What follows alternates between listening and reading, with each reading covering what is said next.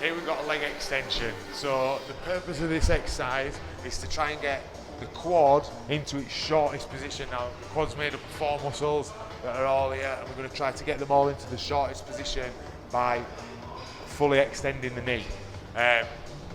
Now we've got Tom set up already. The pivot is in line with Tom's knee to make sure there's no torque going through his knee and to make sure we don't get any injuries. Now, when we lift the weight up, rather than thinking about just extending our knee, I want Tom to think about up and over. So like he's trying to get his foot up and over the top of his knee rather than just extending it outwards.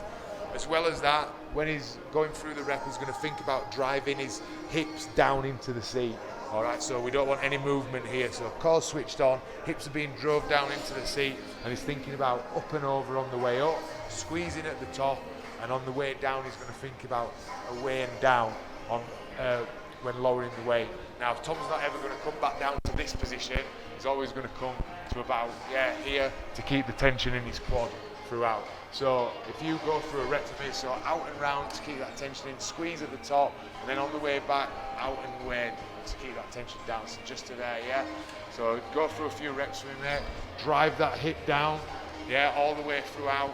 That's it, good. There you go. Drive the hip down and out and round. That's it, good. Good squeeze on the quad. Keep that tension in there, good.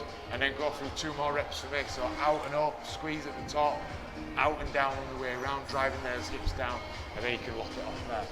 So things to be careful of with the leg extension. We don't want our hips sliding forward. We don't want to be going like this. We also don't want to be doing these ones like this. All this wants to be locked off and still. We're just working on getting that quad into its shortest range of motion.